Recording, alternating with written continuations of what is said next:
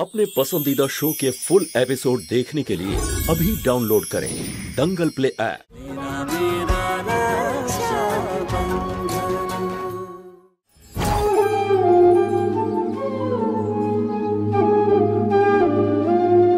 गुलाब सिंह,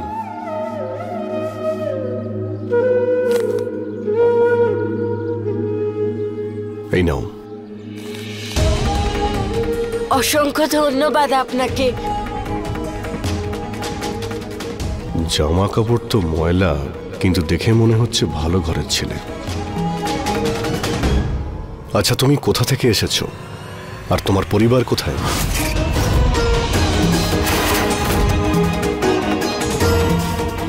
ফুলিকে ওরা গুলি করেছে।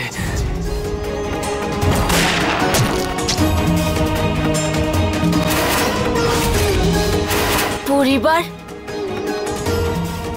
কেউ নেই আমাদের, আমরা অনাথ। শুধু আমি আর আমার বোনই আছি একে অপরের জন্যে।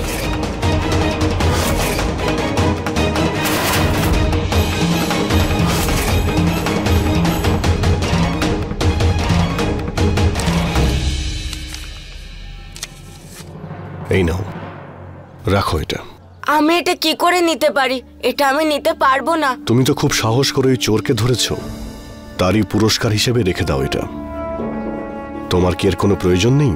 প্রয়োজন তো আছে, কিন্তু আমাদের বাবা বলতো যে এভাবে টাকা নেওয়া উচিত নয়, আর ভালো কাজ তো এমনি করতে হয়, তার জন্য কিছু নিতে নেই। তোমার বাবা তোমাকে খুব ভালো শিক্ষা দিয়েছেন। আচ্ছা বলো, আমি তোমায় কিভাবে সাহায্য করতে পারি? শিবা, তোকে তোর বোনের জন্য বাঁচতেই হবে। রশনির চোখে আজকের পরে আর দ্বিতীয়বার যেন জল না আসে।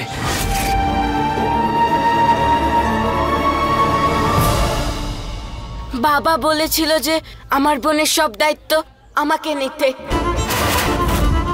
ওর যা প্রয়োজন তা আমি পূরণ করব, ওর যা চাই তা আমি ওকে দেব। যদি আপনি আমাকে কোনো কাজ দেন তাহলে খুব ভালো হবে। আমি যে কোনো কাজ করব, সারা জীবন আপনার কাছে চাকরি করব আমি, কথা দিচ্ছি, কারণ আমার বোনের দায়িত্ব আমার। তোমার মুখ দেখে মনে হচ্ছে তুমি যা বলছো সব সত্যি বলছো, আর আমার এটা বিশ্বাস তুমি তোমার কথা রাখার জন্য সব কিছু করতে পারো। তোমার ওপর বিশ্বাস রাখা যায়। তাহলে ঠিক আছে, আমি তোমাকে কাজ দেব। আজ থেকে তুমি শুধুমাত্র আমার হয়েই কাজ করবে।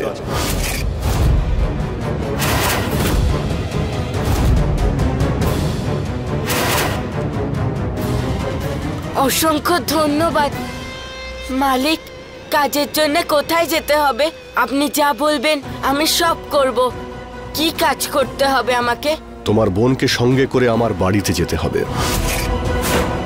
আমি তোমাকে থাকার জন্য জায়গা আর খাবার দুটোই দেব, কিন্তু তার বদলে তোমাকে সারা জীবন আমার গোলাম হয়ে থাকতে হবে। বলো, তুমি কি রাজি?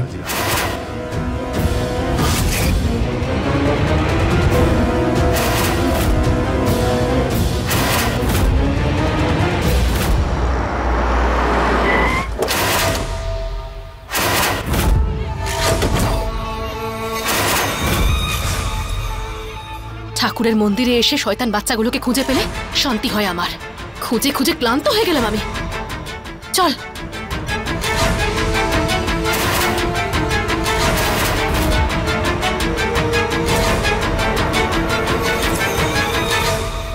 রাজি মালিক, আপনি যা কাজ বলবেন তাই করব। বরং তার বদলে আমার কোনো টাকার দরকার নেই।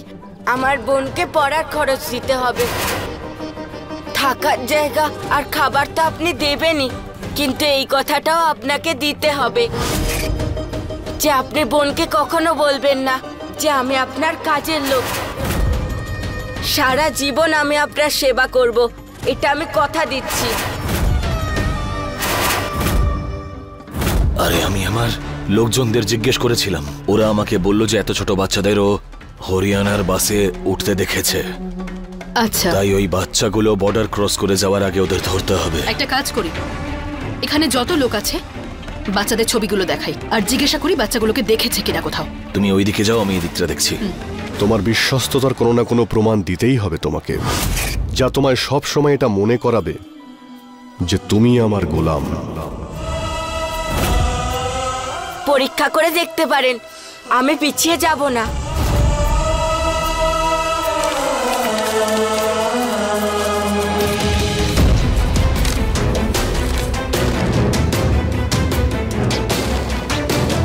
এর মধ্যে তোমার সব থেকে পছন্দের খাবার কোনটা?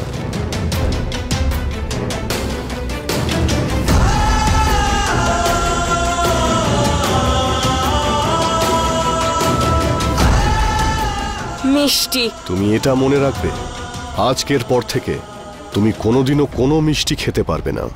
আজ থেকে সারা জীবন তুমি আমার কাছে গোলাম হয়ে থাকবে। আর তুমি যদি আমার কথা না শোনো, তাহলে আমি বুঝে যাব সেদিন থেকে তোমার প্রতি আমার বিশ্বস্ততা শেষ হয়ে যাবে।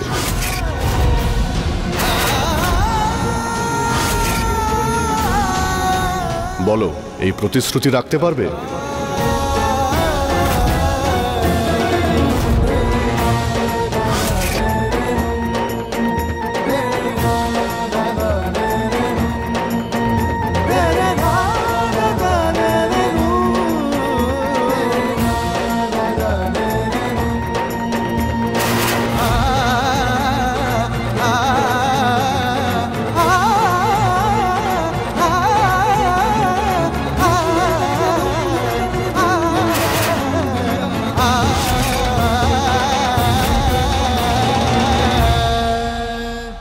আমি এটা কথা দিচ্ছি যে আজকের পর আর মিষ্টি মুখে তুলব না আমি, আর আজীবন আপনার আর আপনার পরিবারের চাকর হয়ে থাকবো আমি।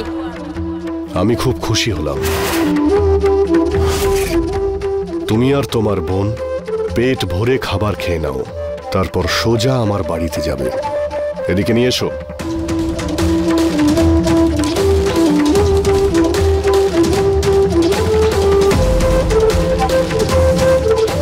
শুনুন, এই বাচ্চাগুলোকে কোথাও দেখেছেন আপনি?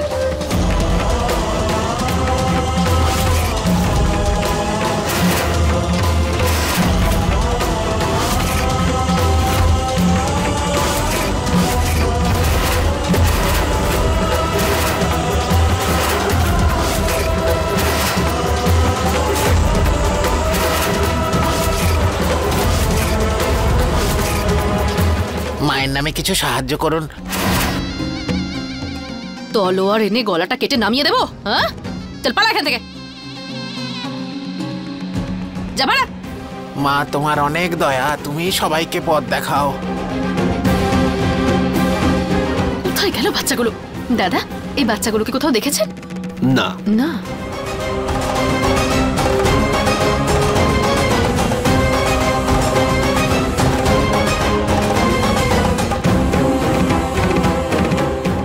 কিরে, সব দিক তো খোঁজা হয়ে গেল, বাচ্চাগুলো কি মাটিতে ঢুকে পড়লো নাকি আকাশে উড়ে গেল? আরে কোনো লাভ হলো না এখানে এসেও। আরে আমি তো একটা জিনিস বুঝতে পারছি না, যে কেউ দেখতে পেল না বাচ্চাগুলোকে। গেল কোথায় ওরা? চল ওদিকটা খুঁজে দেখি। চলো এসো।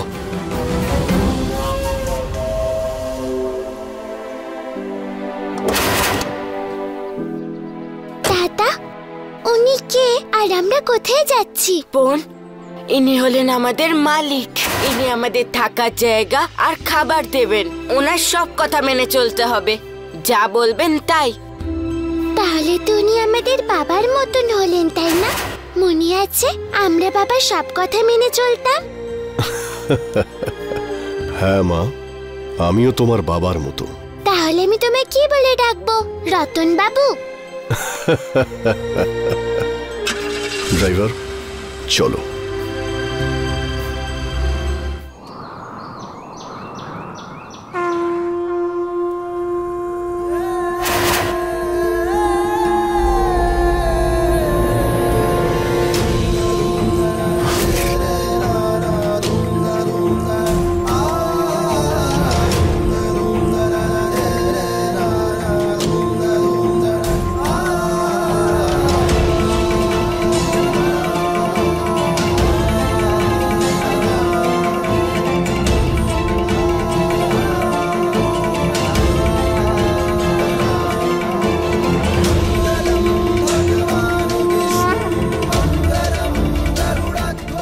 সর্বমঙ্গল মঙ্গলে শিবে সর্বার্থ সাধিকে শরণ্যে ত্র্যম্বকে গৌরী নারায়ণী নমস্তুতে।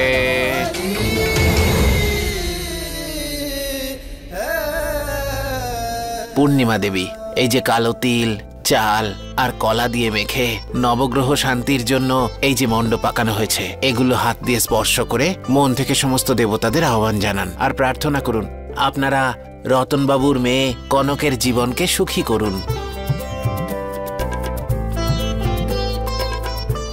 মা, পূজা শেষ করো না, পার্টিও তো শুরু করতে হবে। আর বাবা কোথায়? আমাকে বাবা বলেছিল আজ আমার জন্মদিনে আমাকে রিমোটওয়ালা খেলনা দেবে।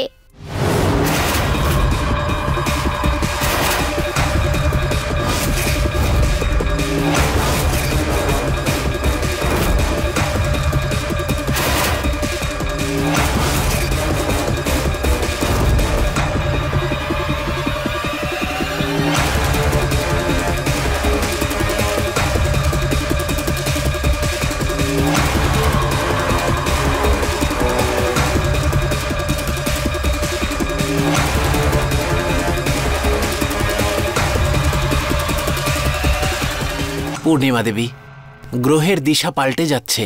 আপনাদের গৃহে নতুন কেউ আসছে যে এই পরিবারের ভবিষ্যৎই পাল্টে দিতে পারে।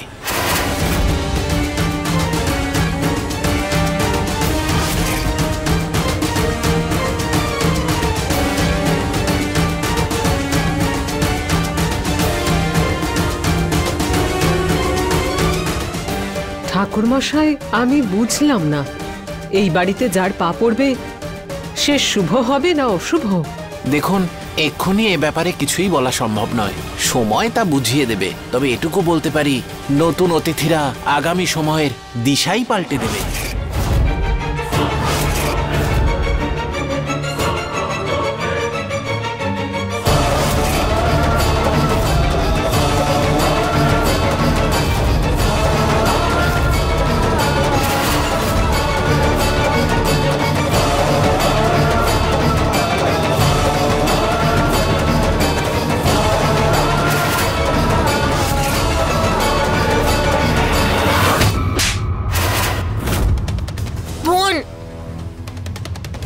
আমার মেয়ের জন্মদিনের আলপনা খারাপ করে দিলি। তুই এই বাড়িতে ঢুকলি কি করে? কে তুই? হ্যাঁ বল। এসব কি করছো? আচ্ছা, এটা তোমার কাজ? কোত্থেকে তুলে এনেছে এদের? কারা এরা? আগে ভিতরে চলো, সব বুঝিয়ে বলছি। এই কনক। বাবা, কোথায় আমার ব্যাটারিতে চলা মানুষের মতো খেলনা? আরে সোনা, এই দেখো, তোমাদের জন্যে দুটো জীবন্ত খেলনা নিয়ে এসেছি। এই দুজনকে শুধু তোমাদের জন্যই নিয়ে এসেছি। তোমরা যা ওদের বলবে তা ওরা শুনবে। তোমাদের কথায় ওরা নাচবে, গাইবে, তোমাদের সব কথা শুনবে। তোমরা যা বলবে। ওরা তোমাদের খেলনা, যা তোমাদের কাছ থেকে কেউ কাটতে পারবে না। তার মানে আমার সব কথা শুনবে বাবা? আরে হ্যাঁ রে বাবা। শিবরাজ, রোশনি, তোমাদের দুজনের শুধু একটাই কাজ। আমাদের বাচ্চারা তোমাদের যা বলবে সেটা তোমাদের দুজনকে করতেই হবে। ঠিক আছে মালিক। মা আর বাবা, এরা দুজন ছাড়াও তোমাদের জন্যে আরো অনেক উপহার নিয়ে এসেছি। ওখানে রাখা আছে, যাও নিয়ে এসো। শোনো পূর্ণিমা, হ্যাঁ, মায়ের মন্দির থেকেই প্রসাদ নিয়ে এসেছি। এসো তুমি। চলো। দাদা, এটা আবার কি কাজ? আমরা কি পুতুল হয়ে গেছি নাকি? আমাদের তো ঈশ্বরকে ধন্যবাদ জানানো উচিত যে উনি আমাদের এইরকম বাড়িতে থাকার জায়গা দিয়েছেন। এখানে খাবারও পাবো, আর শুধু আমাদের এটা প্রমাণ করতে হবে যে আমরা এদের কথা শুনি। এইটুকুই তো করতে হবে আমাদের। বুঝতে পারলি তো বোন? চল।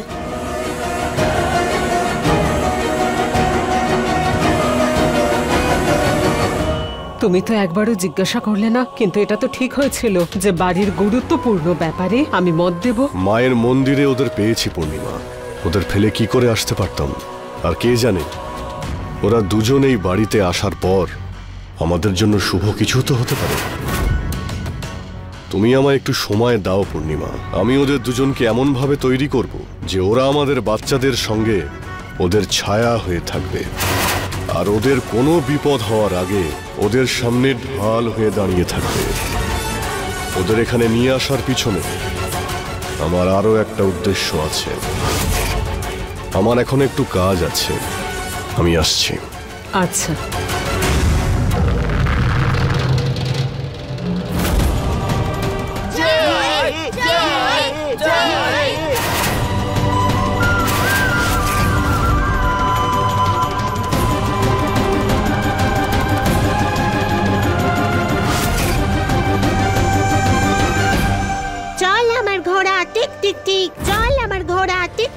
জয়, তোর ঘোড়া কিরকম ভাবে চলছে দেখ।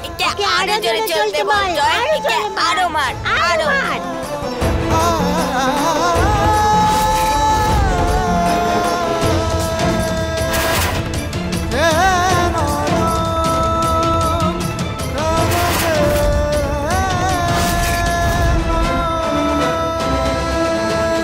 বাবা আমাকে বলেছে যে তুই আজ থেকে আমার খেলনা। আমি যা বলবো তুই তাই করবি, আমার চাকর হয়ে থাকবি। তাহলে সবার আগে এটা নে, আমার পুরনো জামা কাপড় পর। তোমার পুরনো জামা আমি কখনো পরবো না। এই মেয়ে,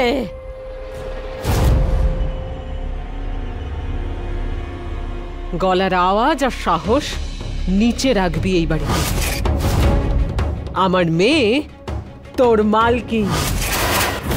যদি আর মুখ খুলেছিস তাহলে এর থেকেও বেশি চিৎকার করে এই বাড়ি থেকে বের করে দেব তোকে। প্রথমবার তুই আমার মেয়ের সামনে মুখ খুলেছিস, আর এটাই শেষবার। না হলে মনে রাখবি, মাথার উপরে ছাদ যে দিয়েছে সেটা সে কেড়েও নিতে পারে। যখন আমার মেয়ে বলেছে যে তুই ওর পুরনো ছেঁড়া জামা কাপড় পরবি, তাহলে পরবি। আর এই বাড়িতে থাকতে চাস তো তাহলে মালকিনের কথা শোনার অভ্যেস করে নে। হ্যাঁ, আর তোর ভাই তো ঘোড়া হয়ে ঘুরে বেড়াচ্ছে, তাহলে তুইও বাদর হ আর লাফিয়ে লাফিয়ে নেচে দেখা। চল নাচ, ওরে বাদর নাচ, ওরে বাদর নাচ, ওরে বাদর নাচ।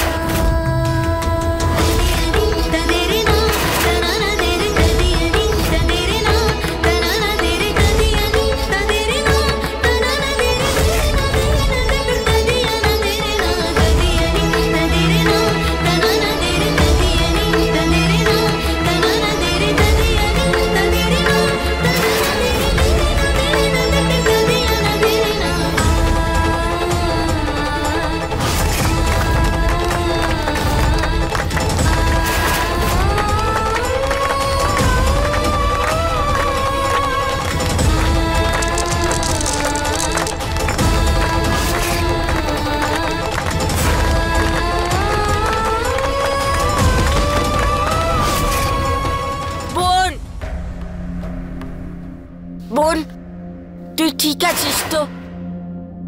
এসো এসো বাচ্চারা, এখন তো কেক কাটা হবে।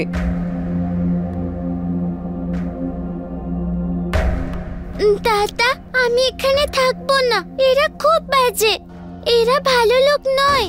আমরা অন্য কোথাও কাজ করব, রাস্তায় ঘুমিয়ে পড়বো। তুমি যা খাবে তাই খাবো। বোন, রতনলাল মানে মালিক খুব ভালো, আর এগুলো তো ছোটখাটো ব্যাপার। আর যেই ব্যাপারগুলো তোর খারাপ লাগছে সেগুলো যদি এড়িয়ে চলিস তাহলে সব ঠিক হয়ে যাবে। যেভাবে আমরা থাকছিলাম সেই সময় চলে গেছে বোন, বাবা আর ফুলিমার সঙ্গে।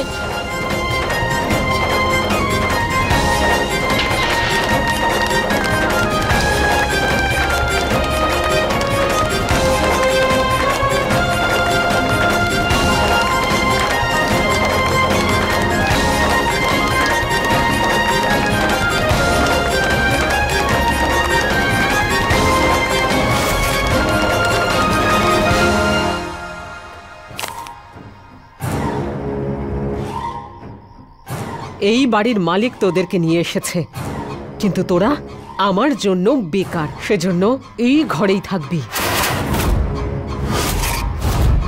এই বাড়িতে যদি থাকতে হয় এই নিয়মগুলো মনে রাখবি, যেখানে প্রথম নিয়ম হলো বাড়ির সবার খাওয়া হয়ে যাওয়ার পরে তোরা খেতে পাবি।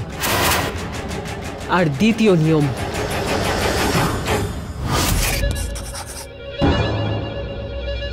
নতুন জামা পাবি না, পুরনো জামা কাপড়ই পরতে হবে।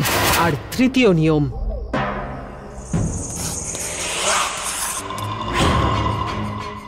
শোবার জন্য খাট নয়, মাদুর পাবি, মাটিতেই শুতে হবে।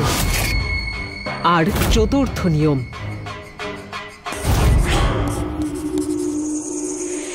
সবাই জাগার আগে তোদেরকে উঠতে হবে, আর সবাই ঘুমোতে যাওয়ার পরে তোরা ঘুমোতে যাবি।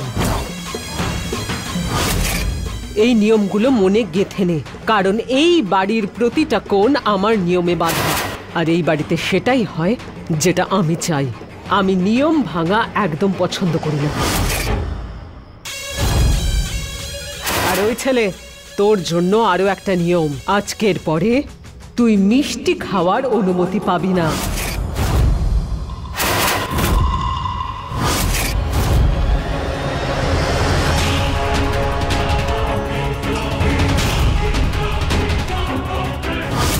কেন দাদা কেন মিষ্টি খেতে পারবে না? এই মেয়ে, যদি আমি কিছু বলি তার ওপরে প্রশ্ন করাও নিয়ম ভাঙার সমান। আর এই জন্য শাস্তি দেওয়া হবে।